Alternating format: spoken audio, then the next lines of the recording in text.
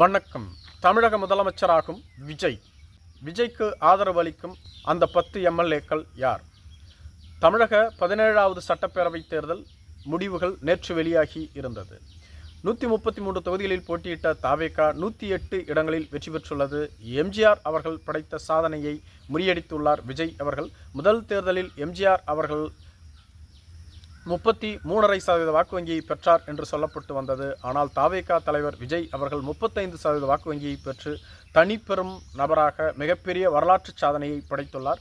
மேலும் ஆளும் கட்சியோடு 25 கட்சிகள் கூட்டணியில் இருந்தது. அவர்கள் அனைவருமே சேர்த்து 73 இடங்களில் மட்டுமே வெற்றி பெற்றுள்ளார்கள். திமுக மட்டும் 59 இடங்களில் வெற்றி பெற்றுள்ளது. கூட்டணி கட்சிகள் 14 என சேர்த்து 73 இடங்களில் வெற்றி பெற்றுள்ளார்கள். திமுக 24% வாக்கு வங்கியை பதிவு செய்துள்ளது.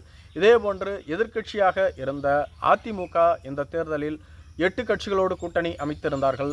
அவர்கள் தனித்து 47 இடங்களிலும் கூட்டணி கட்சிகள் 6 என சேர்த்து மொத்தமாக 53 இடங்களில் வெற்றி பெற்றுள்ளார்கள். அதிமுக 22% வாக்கு வங்கியை பெற்றுள்ளது. மேலும் நாம் தமிழர் கட்சியின் சீமான் அவர்கள் கடந்த தேர்தலில் 8%க்கும் அதிகமான வாக்குகளை பெற்று அங்கீகரிக்கப்பட்ட கட்சி என்ற அந்தஸ்தை பெற்றிருந்தார். இந்த தேர்தலில் அவருக்கு வெறும் 4% வாக்கு மட்டுமே கிடைத்திருந்தது. மேலும் நாம் தமிழர் கட்சி வேட்பாளர்கள் போட்டியிட்ட 234 தொகுதிகளிலுமே டெபாசிட்டை இழந்துள்ளார்கள். மேலும் அக்கட்சியின் தலைவரான சீமான் அவர்கள் காரைக்குடி தொகுதியில் போட்டியிட்டு இருந்தார். அவரும் டெபாசிட்டை இழந்துள்ளது மிகப்பெரிய அதிர்ச்சிக்கு உள்ளாக்கி இருக்கிறது. இப்படி தமிழகத்தில் விஜய் அலை சுனாமி போன்று அனைவரையும் சுருட்டி எடுத்துள்ளது. இதைவிட ஒருபடி மேலே கூற வேண்டும் என்றால் முதலமைச்சர் மு.க. ஸ்டாலினையே கொளத்தூர் தொகுதியில் தாவேகா வேட்பாளர் வீழ்த்தியுள்ளார். அது மட்டும் இல்லாமல் 16 அமைச்சர்களை தாவேகா வேட்பாளர்கள் வீழ்த்தியுள்ளார்கள் என்பதுதான் மிகப்பெரிய அதிர்ச்சிக்குள்ளாகக்கூடிய விடயமாக இருக்கிறது.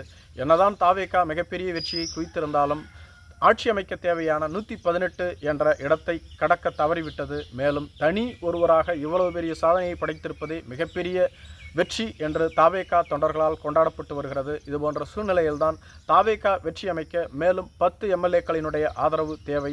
அது யார் என்பதுதான் தற்பொழுதைய கேள்விக்குறியாக இருக்கிறது. ஒரு கட்சி தனி பெரும்பான்மையோடு வெற்றி பெற்றுவிட்டால் 3 நாட்களில் ஆட்சி அமைத்து விடுவார்கள். அதே சமயத்தில் அறுதி பெரும்பான்மையில் வெற்றி பெற முடியாமல் தனிப்பெரும் கட்சியாக உருவெடுத்திருக்கிறது. ஆனால் ஆட்சி அமைக்க தேவையான இடங்கள் இல்லை என்றால் ஆட்சி அமைப்பதற்கு 14 நாட்கள் வரையிலும் அவகாசம் உள்ளது. தற்பொழுது தாவேகா காங்கிரஸ் கட்சியோடு கூட்டணி பேச்சுவார்த்தையில் ஈடுபட்டு வருவதாக சொல்லப்பட்டு வருகிறது. காங்கிரஸ் கட்சிக்கு 5 எம்எல்ஏக்கள் இருக்கிறார்கள். மேலும் பாட்டாளி மக்கள் கட்சிக்கு 4 எம்எல்ஏக்கள் இருக்கிறார்கள். அதுபோக மேலும் ஒரு எம்எல்ஏவினுடைய ஆதரவு தாவேகாவிற்கு தேவை. அது யார் என்பது தற்பொழுது கேள்விக்குறியாக இருக்கிறது. இந்த பக்கம் திமுக கூட்டணி, அந்த பக்கம் அதிமுக கூட்டணி என இருவரும் கூட்டணியோடு பேச்சுவார்த்தையை நடத்தாமல் திமுக கூட்டணியில் இருக்கக்கூடிய கட்சிகளான காங்கிரஸ் கட்சி, விசிக, மார்க்சிஸ்ட் கம்யூனிஸ்ட் கட்சி, இந்திய கம்யூனிஸ்ட் கட்சிகளோடு மட்டுமே கூட்டணி பேச்சுவார்த்தையை முடித்து ஆட்சி அமைக்கக்கூடிய சூழல் கூட தற்பொழுது உள்ளது. விசிக, இந்திய கம்யூனிஸ்ட் கட்சி, மார்க்சிஸ்ட் கம்யூனிஸ்ட் கட்சிகளுக்கு தலா 2 எம்எல்ஏக்கள் இருக்கிறார்கள். காங்கிரஸ் கட்சிக்கு ஒரு 5 எம்எல்ஏக்கள். இவர்கள் அனைவரையும் சேர்க்கும்பொழுது 11 எம்எல்ஏக்கள். தாவேகாவிற்கு ஒரு 108, அனைத்தையும் சேர்க்கும்பொழுது 119 எம்எல்ஏக்கள் உள்ளார்கள். இதனை வைத்து தாவேகா சிறப்பான ஒரு ஆட்சியை உருவாக்கிவிட முடியும். அதே சமயத்தில் அதற்கான பேச்சுவார்த்தை தொடர்ந்து நடத்தப்பட்டு வருகிறது. என்றோ அல்லது நாளையோ அதற்கான அறிவிப்புகள் வெளியாகலாம் என்று சொல்லப்பட்டு வருகிறது. நன்றி.